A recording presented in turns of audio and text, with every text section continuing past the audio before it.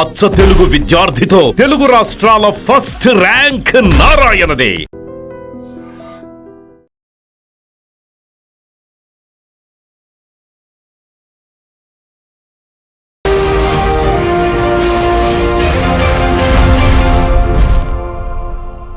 నమస్తే, welcome to Indian social spotlight with Kavitha. ఈ శుక్రవారం ఒక డీల్ కుదరబోతోంది, యుద్ధం ఆగిపోతోంది, హార్మోజ్ జలసంధి ఓపెన్ అవుతుంది అనేటువంటి మాటని డొనాల్డ్ ట్రంప్ చాలా క్లియర్ గా చెప్తున్నారు. బట్ ఇరాన్ కొన్ని కండిషన్స్ పెట్టింది, ఇజ్రాయెల్ నెతన్యాహు మాత్రం ఏ సబ్ కు జాంతానే అనేటువంటి ఒక మాటతో ఆయన ముందుకెళ్తున్నారు. నిజంగా యుద్ధం ఆగిందా? ఎవరి మాటను నమ్మాలి? అమెరికా అధ్యక్షుడు డొనాల్డ్ ట్రంప్ చెప్తున్న మాటని ఇరాన్ యాక్సెప్ట్ చేస్తుందా లేదా?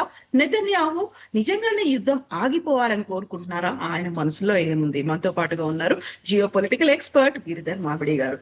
గిరిధర్ గారు నమస్కారం అండి. నమస్తే అమ్మా. నమస్తే నీకు, మీ ప్రేక్షకులందరూ నమస్కారాలమ్మా. థ్యాంక్ యూ అండి. సో మూడు దేశాలే కాదు, మొత్తం ప్రపంచం అంతా ఒక రకమైనటువంటి సంక్షోభంలో ఉంది, సందిగ్ధత అనేది కనిపిస్తోంది. ఎప్పుడు ఏ క్షణం ఏం జరుగుతుందో అనేది. 115 రోజులైంది యుద్ధం మొదలయ్యి. ప్రతి రోజు ఆగిపోతుంది అనేటువంటి మాట ఇరాన్ యాక్సెప్ట్ చేసింది అనేటువంటి ఒక స్టేట్మెంట్ వస్తోంది తప్ప ఫైనల్ గా ఒక రోజును డిసైడ్ చేశారు. ఈ శుక్రవారం ఆగిపోతుంది, అంతా ఓపెన్ అయిపోతుంది, ఆల్ క్లియర్, క్రైసిస్ అనేది ఉండదు అనేది. నిజంగా ఇందులో ఎవరి మాట నమ్మాలంటారు? అంటే ముగ్గురి మాటలు నమ్మాలమ్మా. ముగ్గురి మాటలు మనం నమ్మక్కర్లేదు. ఎందుకంటే ఎవరి యాంగిల్లో వాళ్ళు మాట్లాడుతున్నారు. ఇప్పుడు ఇరాన్ ఏమంటోంది? ఇరాన్ ఒక విధమైనటువంటి ఒప్పందం జరిగింది, కుదిరింది అని ఒప్పుకుంటున్నారు.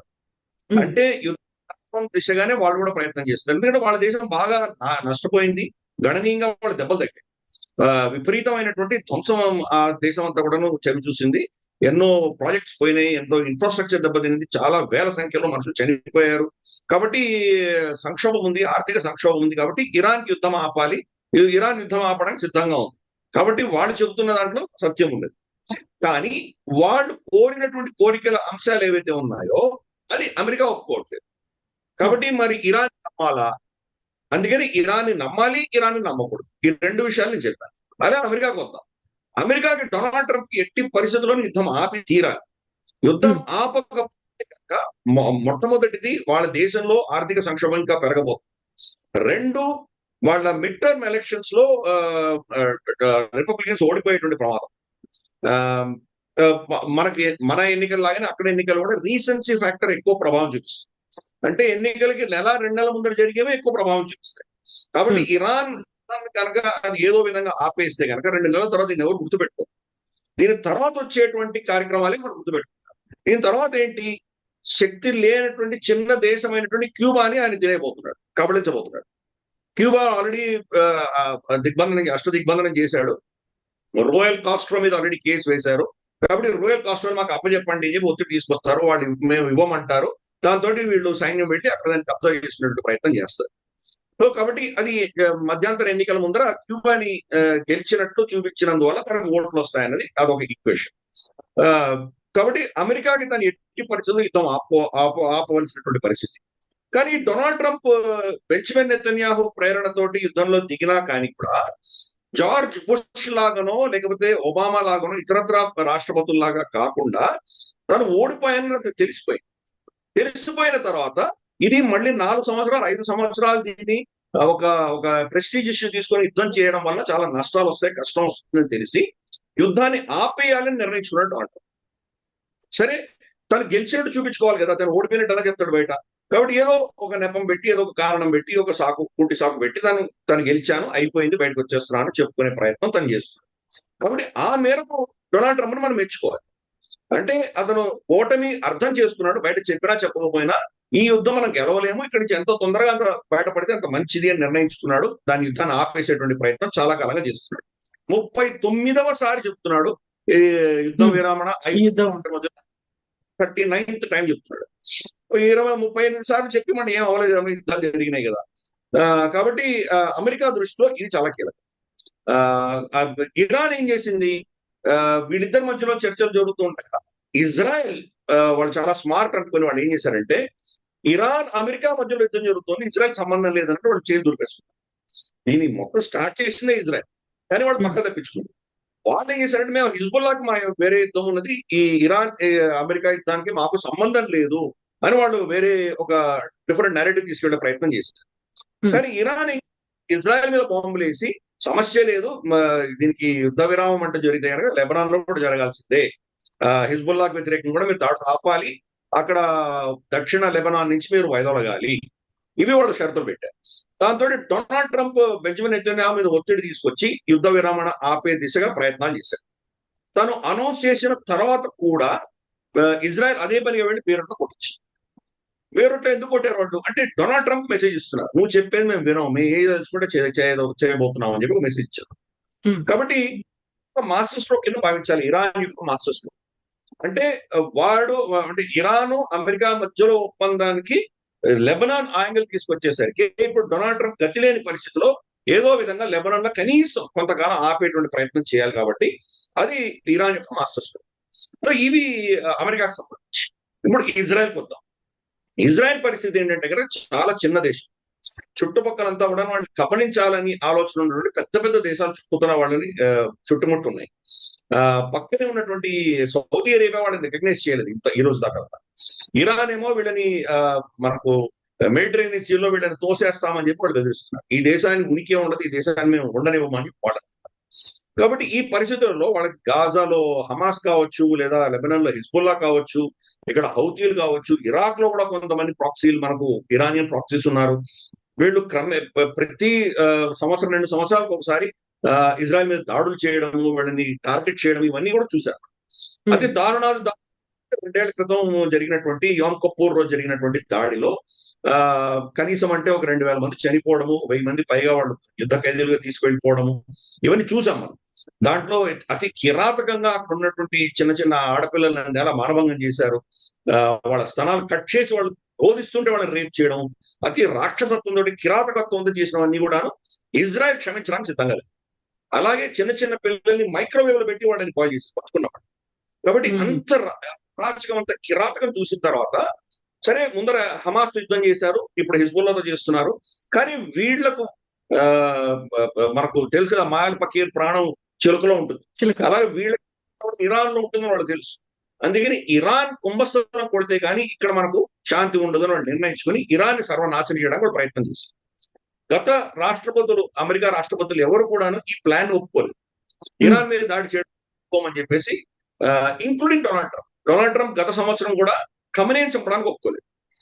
సరే న్యూక్లియర్ సైట్స్ మీద 4 బాంబులు ఏదవుతాం, అంతకంటే ఏం చేయము అని చెప్పి డొనాల్డ్ ట్రంప్ అంతవరకు వెళ్ళాడు. కానీ అంతకంటే ముందు రాష్ట్రపతి దాన్ని కూడా సిద్ధపడ్డారు. ఒబామా కావచ్చు, బైడెన్ కావచ్చు, లేదా మనకు బుష్ కావచ్చు, ఎవరు కూడాను బెంజమిన్ నెతన్యాహు ఎంత ప్రయత్నం చేసినా ఇజ్రాయెల్ మాట వినలేదు వాళ్ళు ఎవరు కూడా. వాళ్ళకి తెలుసు దానివల్ల వచ్చేటువంటి పరిణామాలు ఏంటో వాళ్ళకి తెలుసు, కాబట్టి వాళ్ళు దాన్ని ఒప్పుకోలేదు. కానీ బెంజమిన్ నెతన్యాహు డొనాల్డ్ ట్రంప్ యొక్క వీక్నెస్ ని ఎక్కడో కుంభస్థం పట్టుకున్నాడు. ఈయన వీక్నెస్ ఎక్కడో తెలుసుకున్నాడు. ఎందుకంటే వాళ్ళు మొసాడ్ తర్వాత ఇజ్రాయెల్ వాళ్ళ సైకలాజికల్ ప్రొఫైలింగ్ చాలా అద్భుతంగా ఉంటుంది. ఈయన వీక్నెస్ ఏంటి, స్ట్రెంగ్త్ ఏంటి, ఎక్కడ ఏం చేస్తే ఈయన మన మాట వింటాడు, ఇవన్నీ కూడా బాగా తెలుసుకుని ఈ రోజు డొనాల్డ్ ట్రంప్ ని కంప్లీట్ గా వాళ్ళ అధీనంలో తీసుకున్నారు. కాబట్టి వాళ్ళ అజెండా ప్రకారం ఇరాన్ సర్వనాశనం అవ్వాలి, ఇరాన్ లో రెజీమ్ చేంజ్ అవ్వాలి, ఇరాన్ న్యూక్లియర్ కెపాసిటీ కంప్లీట్ గా నాశనం చేయాలి. మూడవది అక్కడ ఇజ్రాయెల్ సమర్థిస్తున్నటువంటి ఒక ప్రభుత్వం వచ్చి నిలబడాలి. ఇజ్రాయెల్ ఆలోచన ఏంటంటే వాడు చుట్టుపక్కల ఏ దేశం కూడా ఇజ్రాయెల్ ని ఛాలెంజ్ చేసే శక్తి ఉండకూడదు. ఇది వాళ్ళకి చాలా క్లారిటీతో ఉంది. వాళ్ళని ఎవరైనా ఛాలెంజ్ చేస్తే కనుక ఆ దేశాన్ని వాడు వదిలిపెట్టారు. కాబట్టి ప్రతి ఒక్కరిని టార్గెట్ చేస్తున్నారు. సరే ఇప్పుడు బెంజమిన్ నెతన్యాహు ప్రధానమంత్రి. బెంజమిన్ నెతన్యాహు వచ్చే ఎన్నికల్లో ఓడిపోయాడు అనుకుందాం కదా. ఓడిపోతే దీన్ని టేక్ ఓవర్ చేయడానికి వస్తున్నటువంటి అపోజిషన్ లీడర్ నఫ్తాలి బెనెట్, ఆయన గతంలో ప్రధానమంత్రిగా ఉన్నాడు. బెంజమిన్ నెతన్యాహు ఒక టర్మ్ ఆయన ఓడిపోయాడు. ఓడిపోయినప్పుడు నఫ్తాలి బెనెట్ ప్రధానిగా ఉన్నాడు. నఫ్తాలి బెనెట్ ఇచ్చిన స్టేట్మెంట్ ఏంటంటే ఇరాన్ పని అయిపోయిన తర్వాత, ఇరాన్ ని సర్వనాశనం చేసిన తర్వాత మా నెక్స్ట్ టార్గెట్ టర్కీ అని చెప్తున్నాడు. అంటే అపోజిషన్ లీడర్ చెప్తున్నాడు, ఇంకా బెంజమిన్ నెతన్యాహు ఏం చెప్పాలి? కాబట్టి వాళ్ళ క్లారిటీ ఉన్నది, ఎట్టి పరిస్థితుల్లో ఇరాన్ అన్న దేశం మొత్తం దాన్ని సర్వనాశనం అవ్వాలి, మళ్ళీ కనీసం అంటే ఒక 70-80 ఏళ్ళ వెనక్కి దాన్ని తోసేయాలి. దాంతో ఇజ్రాయెల్ కి కనీసం అంటే ఒక 10-20 సంవత్సరాలు శాంతి ఉంటుంది అన్నది వాళ్ళ క్యాల్కులస్, అది వాళ్ళ ఈక్వేషన్ అలా ఉంది. కాబట్టి దాంట్లో మార్పులు ఏమి ఉండవు. డొనాల్డ్ ట్రంప్ ఒకవేళ వెనక వైదొలిగినా కానీ కూడా వీళ్ళు కొట్టడానికి సిద్ధంగా ఉన్నారు. బెంజమిన్ నెతన్యాహు చాలా స్పష్టంగా డొనాల్డ్ ట్రంప్ చెప్పాడు, ఈ శాంతి ఒప్పందానికి మాకు సంబంధం లేదు. వాళ్ళ లీడర్స్ కూడా చెప్పారు, మేము తప్పకుండా మా అజెండా ప్రకారం మేము పెడతాము, మేము దీన్ని ఆగే సమస్య లేదు అని చాలా స్పష్టంగా చెప్పారు. లెబనాన్ లో మాత్రం ఆగము చాలా స్పష్టంగా చెప్పారు. మరి ఇరాన్ ఏం చెప్పింది, లెబనాన్ యుద్ధం ఆగకపోతే మాత్రం ఈ సంధి పనికి రాదు అని చాలా స్పష్టంగా చెప్పారు. కాబట్టి చూద్దాం ఈ రాబోయే రోజుల్లో ఏ దిశగా పెడుతుంది. నిజంగా డొనాల్డ్ ట్రంప్ బెంజమిన్ నెతన్యాహును కంట్రోల్ చేయగలడా, లేదా బెంజమిన్ నెతన్యాహు డొనాల్డ్ ట్రంప్ ని బేఖాతరు చేసి తను చేయాల్సి చేసుకుంటూ పెడతారా, ఇవన్నీ కూడా పెద్ద ప్రశ్న. ఎవరికి దీనికి సమాధానం లేదు. డొనాల్డ్ ట్రంప్ కే సమాధానం లేదు, మనం ఏం చర్చిస్తాం ఎటువంటి పరిస్థితి. ఈ పరిస్థితులలో ఈ సోకాల్డ్ శాంతి ఒప్పందం అన్నది డొనాల్డ్ ట్రంప్ యుద్ధం నుంచి వైదొలగడానికి ఒక ఎక్స్క్యూజ్ మాత్రమే నాకు కనిపిస్తుంది, కానీ యుద్ధం విరమణ, యుద్ధం ఆగిపోతుంది నేను అనుకోవట్లేదు. గతంలో కూడా మనకు ఏప్రిల్ మొదటి వారంలో వీళ్ళు సీజ్ఫైర్ డిక్లేర్ చేసిన తర్వాత కూడా అడప బాంబులు వేసుకుంటూనే ఉన్నాం. డిఫెన్సివ్ అని పేరు పెట్టి మళ్ళీ బాంబులు వేస్తుంది. ఆపరేషన్ ఎపిక్ ఫ్యూరీని ఏదో పేరు పెట్టారు, అది అయిపోయింది, ఇంకా కొత్త ఆపరేషన్ మొదలు పెట్టాడు. ఎందుకు, కాంగ్రెస్ నుంచి అప్రూవల్ రావాలి కాబట్టి, కాంగ్రెస్ దగ్గర పర్మిషన్ కావాలి కాబట్టి, దాన్ని తప్పించుకోవడానికి మళ్ళీ ప్రతి 15-20 రోజులకి కొత్త యుద్ధం చేస్తున్నట్టు పేరు పెట్టి దాని ఏదో అందరూ ఎవరు పనికిరాని వద్దామని అనుకుంటున్నాడు డొనాల్డ్ ట్రంప్. ఈ పరిస్థితులలో మళ్ళీ యుద్ధం స్టార్ట్ అవ్వదని ఎవరైనా గ్యారంటీ ఇవ్వదు. డొనాల్డ్ ట్రంప్ తీసుకొచ్చి బెంజమిన్ నెతన్యాహు, అదో చూడు వాళ్ళు అక్కడ ట్రక్ వెళ్ళింది, ఆ ట్రక్ వాళ్ళ దగ్గర ఉన్నటువంటి న్యూక్లియర్ మెటీరియల్ తీసుకెళ్తోంది కాబట్టి మనం వెళ్ళకూడదాం అనుకోవచ్చు. ఎవరు చూశారు, ఇప్పుడు కరీబియన్ ఐలాండ్స్ లో బోట్లు వెళ్తుంటే ఇవన్నీ డ్రగ్స్ తీసుకెళ్తున్నాయి, మేము షూట్ చేశామని చెప్పి క్లెయిమ్ చేస్తున్నాడు డొనాల్డ్ ట్రంప్. తను డ్రగ్స్ ఉన్నాయో లేదా ఎవరైనా చెక్ చేశారా, ఏమైనా ప్రూఫ్ ఉందా, ఏమీ లేదు కదా.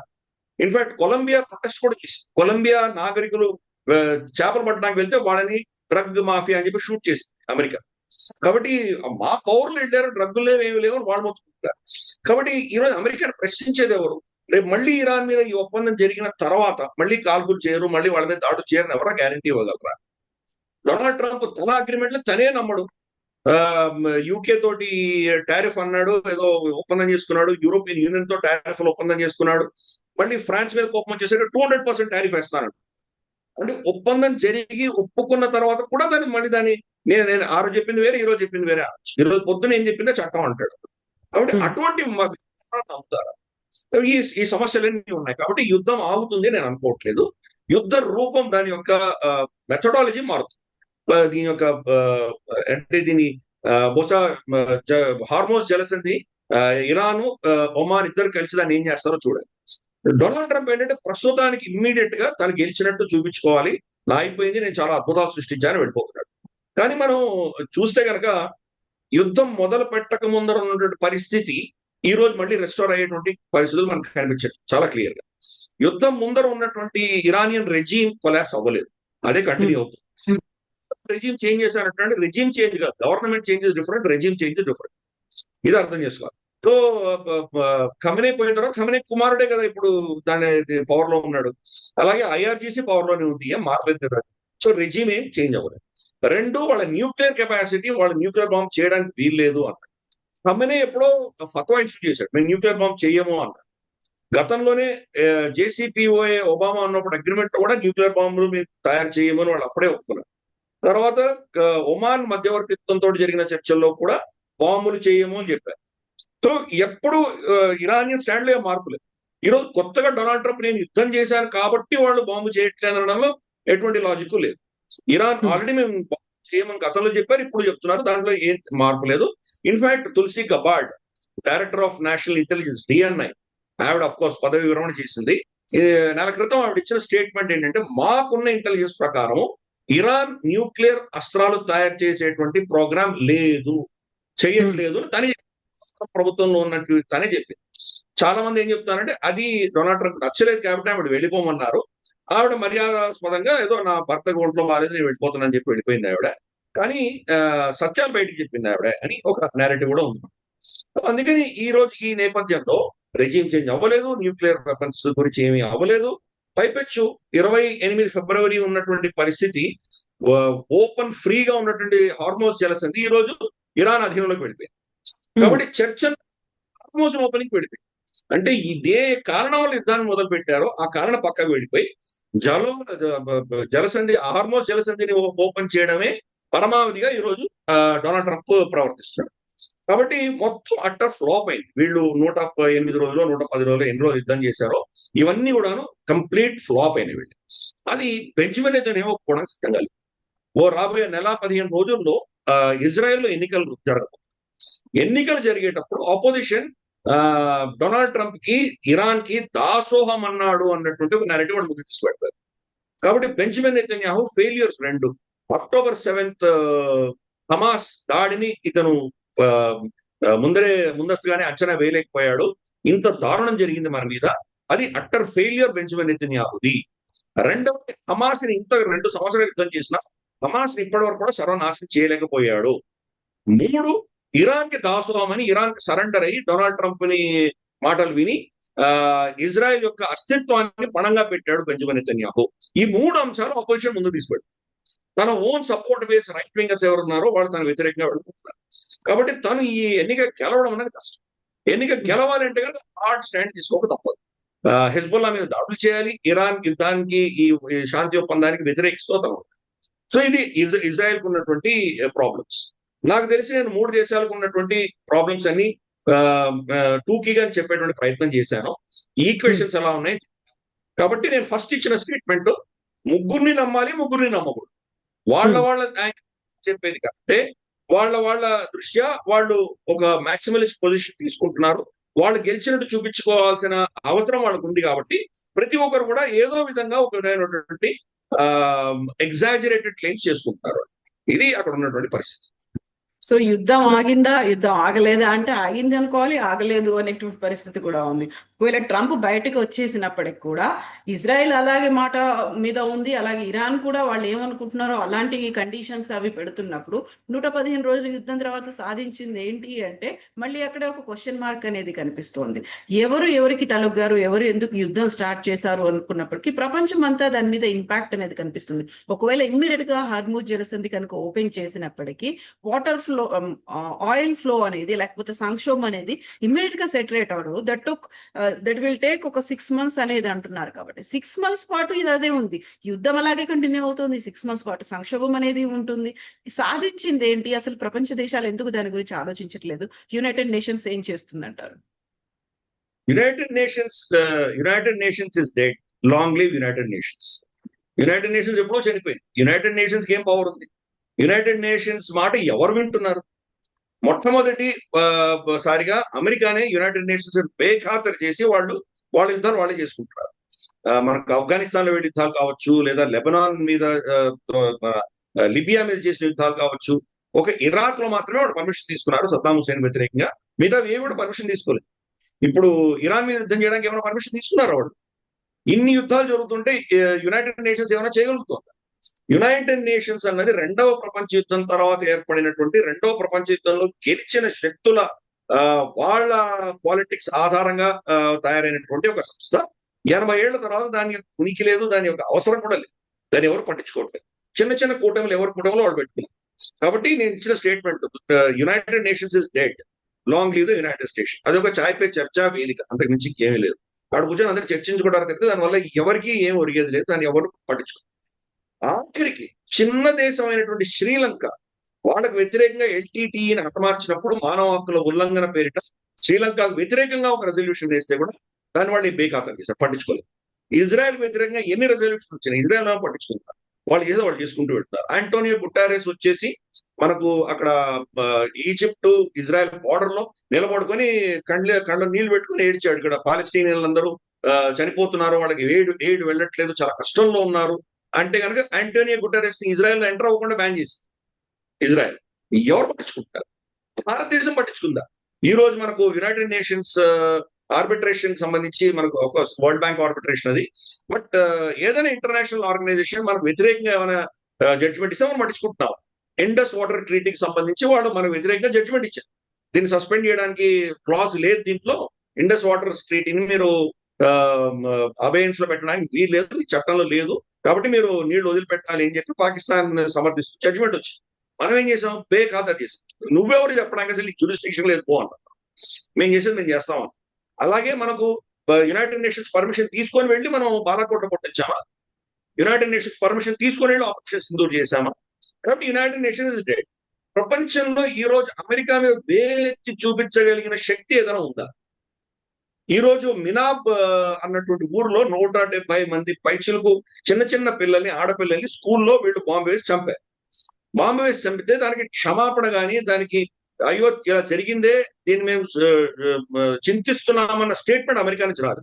పైపెచ్చు డొనాల్డ్ ట్రంప్ ఏమన్నాడంటే టామాహోక్ మిసైల్స్ ఇరాన్ దగ్గర కూడా ఉన్నాయి, చాలా దగ్గర దొంగతనాలు చేశారు, వాళ్ళ బిల్డింగ్ మీద వాళ్ళే బాంబులు వేసుకున్నారా? ఎంత నిర్లజ్జగా మాట్లాడుతున్నాడో చూసాం. ఆఖరికి మన 3 భారతీయుల్ని గత వారం చంపిన తర్వాత ఇది ఇరాన్ చంపింది, మేము చంపలేదా? మార్కో రూబియో ఏమో చనిపోయినందుకు వాళ్ళ కుటుంబాలకి సానుభూతి వ్యక్తం పరుస్తున్నానని కూడా ఒక స్టేట్మెంట్ ఇవ్వలేదు. పైపెచ్చు మేము చెప్పింది మీరు వినకపోతే కనుక మీరు ఇటువంటి పరిణామాలే మళ్ళీ చెవి చూడాలి అని చెప్పి మనం బెదిరించే ధోరణితో మార్కో రూబియో మాట్లాడుతున్నాడు.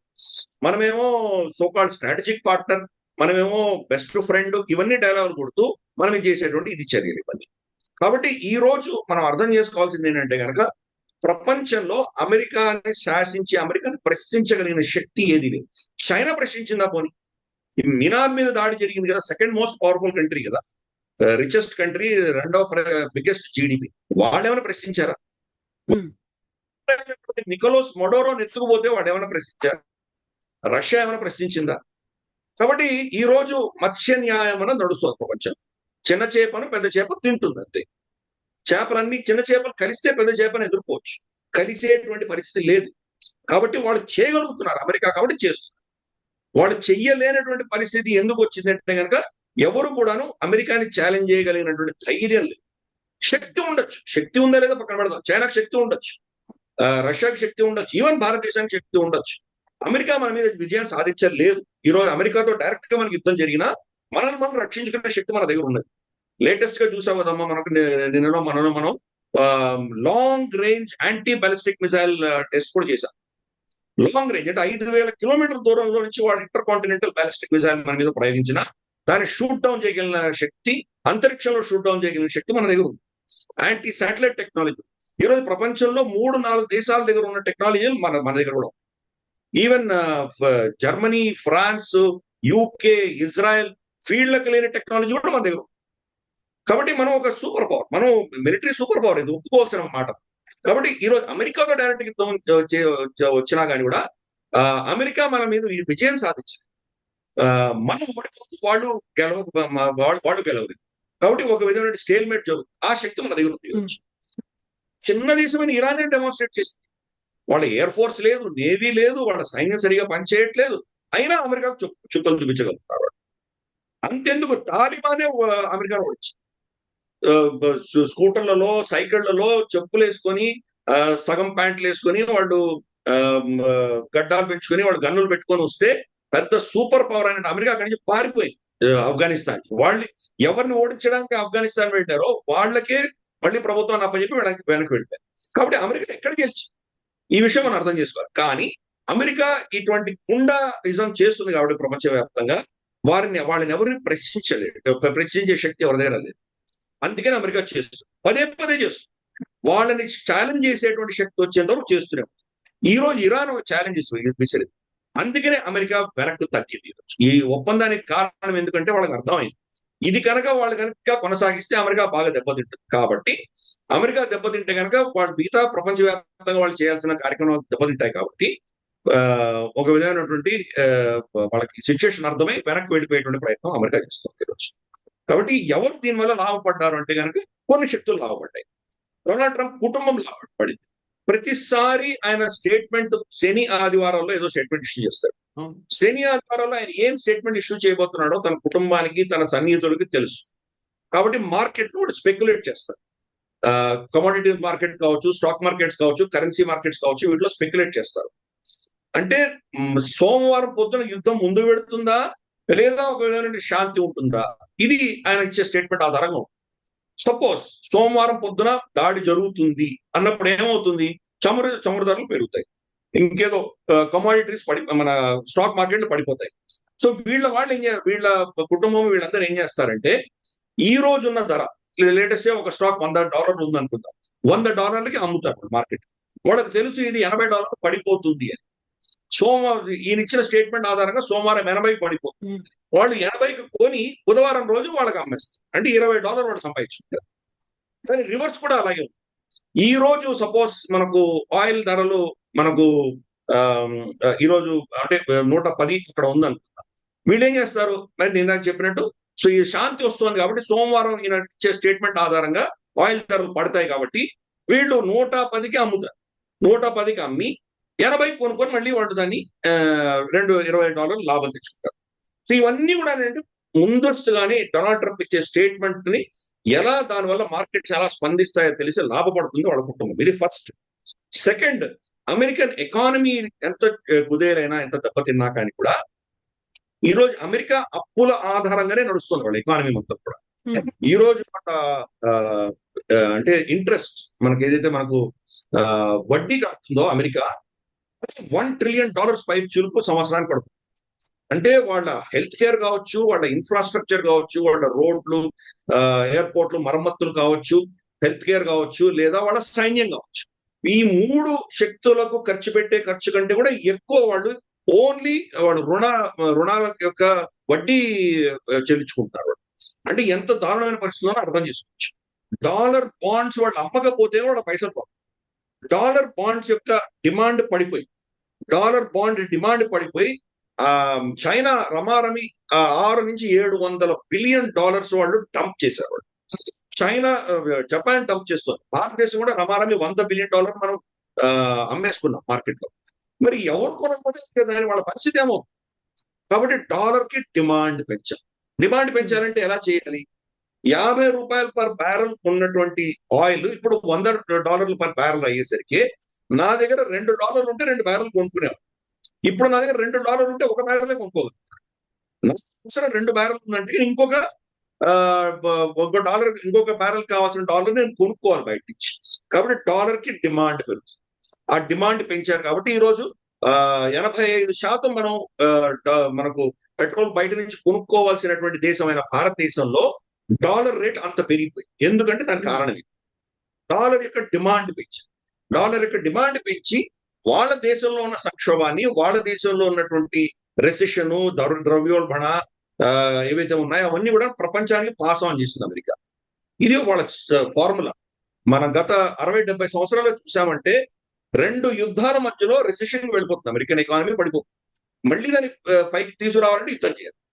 కాబట్టి యుద్ధం అన్నది వాళ్ళకి అనివార్యం. యుద్ధం చేసి తీరాలి. యుద్ధానికి వ్యతిరేకిని, యుద్ధాలు ఆపేస్తాను అని చెప్పిన డొనాల్డ్ ట్రంప్ యుద్ధం చేశారు. ఎందుకంటే వాళ్ళ ఎకానమీ అలా చేయకపోతే ఎకానమీని రివైవ్ చేయలేరు. అందుకనే వాళ్ళు లాభపడ్డారు. దీనివల్ల నష్టపోయిన దేశాలు అన్ని ఉన్నాయి. ఎంత ప్రపంచవ్యాప్తంగా ఎంత నష్టాలు వచ్చినాయో మనం చూసాము. భారతదేశం ఒకటే కాదు, జపాన్ లో సంక్షోభం ఉంది. ఈ రోజు ఫిలిప్పైన్స్ లో ఉంది. ఫిలిప్పైన్స్ లో ఎకనామిక్ ఎమర్జెన్సీ డిక్లేర్ చేశారు వాళ్ళు. మనకు ఇండోనేషియాలో అదే ప్రాబ్లమ్స్ ఉన్నాయి. పాకిస్తాన్ లో చూస్తున్నాం ఈ రోజు POJK లో జరుగుతున్నటువంటి అల్లర్లు. వాళ్ళకి కనీస అవసరాలు కూడా తీరలేనటువంటి పరిస్థితి. రోజుకి 2 గంటలు మాత్రమే ఎలక్ట్రిసిటీ ఉంటుంది అక్కడ. అంత దుర్భరమైన పరిస్థితి. వాళ్ళ ఎలక్ట్రిసిటీ బిల్లులు జీతాల కంటే ఎక్కువ వస్తున్నాయి వాళ్ళకి ఎలక్ట్రిసిటీ. సో దీనికంతా కారణం ఏంటంటే ఈ సంక్షోభం, ఆయిల్ సంక్షోభం అన్నది ప్రపంచవ్యాప్తంగా అందరినీ బాగా విపరీతంగా ఎఫెక్ట్ చేసింది. పావర్టీ అంటే పేదరికపు లైన్ నుంచి తగ్గినటువంటి దేశాలన్నీ కూడా ఇప్పుడు more than 50% పేదరిక దాంట్లో వచ్చేసింది ఆ దేశం. ఎస్పెషల్లీ పాకిస్తాన్ లాంటిది, ఆఫ్ఘనిస్తాన్ లాంటి దేశంలో పేదరికం వచ్చేసింది. అమెరికాకి ఎందుకు దానివల్ల ఏం పట్టలేదు? మీరు పేదరికంలో ఉంటే మీరు చస్తే ఏంటి, బతికితే ఏంటి, మీకు విలువ ఏంటి? అసలు ఈ భూమి భారం తగ్గుతుంది, అంతకంటే మించేవి లేదు. ఎలాన్ మస్క్లు ఆయనేమో పబ్లిక్ ఇష్యూ చేసుకుంటాడు. $1 trillion వాల్యుయేషన్ వచ్చేస్తుంది ఆయనకి.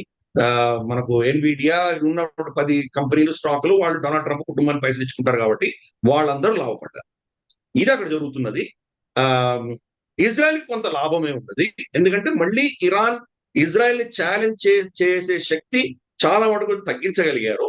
బహుశా ఒక 5-6 సంవత్సరాలు కనీసం అంటే ఒక దశకం వరకు కూడా మళ్ళీ ఇరాన్ వీళ్ళ మీద పెద్ద ఎత్తున దాడి చేసే శక్తి వాళ్ళ దగ్గర లేకపోవచ్చు.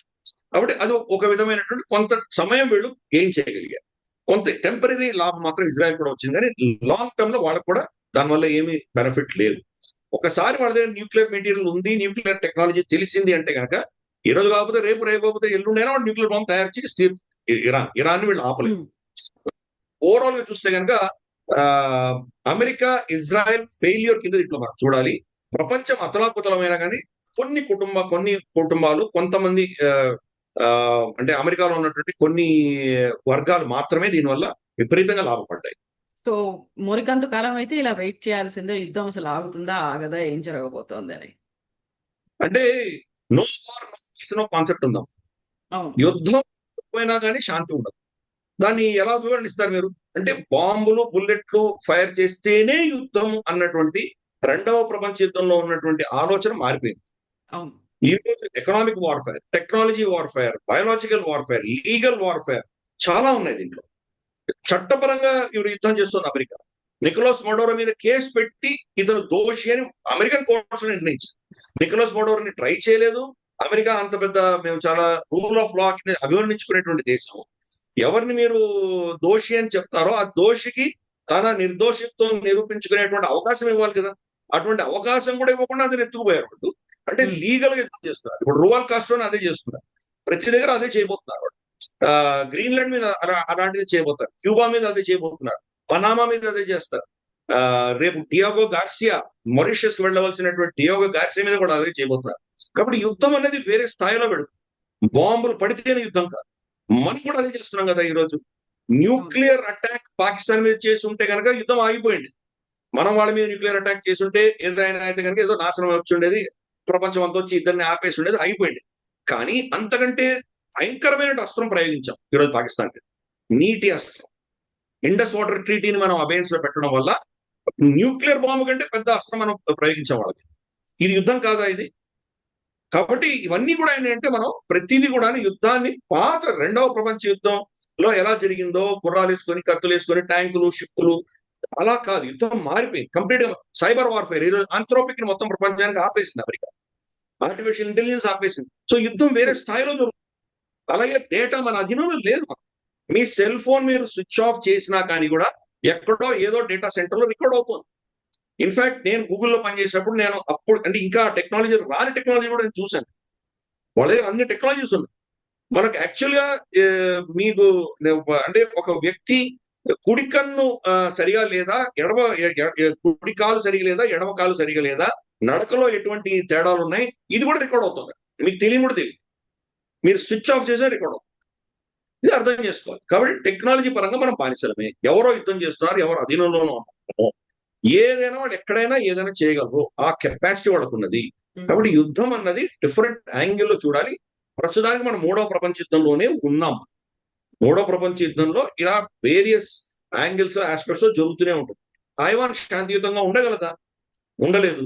ప్రతి నెల 2 నెలలకంతా వాళ్ళు చుట్టూతున్న పెద్ద యుద్ధ విన్యాసాలు చేస్తారు. ఆ బెదిరింపులకి ఈరోజు తైవాన్ లో ఎవరైనా ఇన్వెస్ట్మెంట్ పెట్టగలరా? ఇన్వెస్ట్మెంట్ పెడితే వాళ్ళ పరిస్థితి ఏంటో తెలియదు కదా. కాబట్టి తైవాన్ యుద్ధంలో ఉన్నట్టే కదా. అఫీషియల్ గా చైనా తైవాన్ యుద్ధం చేసుకుంటున్నాయా? లేదు కదా. కానీ యుద్ధం ఒక యుద్ధ వాతావరణం. అలాగే భారత పాకిస్తాన్ మధ్యలో కూడా ఇదే పరిస్థితి. ఇలా ప్రపంచంలో ఎన్ని థియేటర్లు చూసినా ఇలాగే ఉంటుంది పరిస్థితి. కాబట్టి ఈ యొక్క పరిభాష, యుద్ధ పరిభాష మారింది. యుద్ధాలు జరుగుతూనే ఉన్నాయి.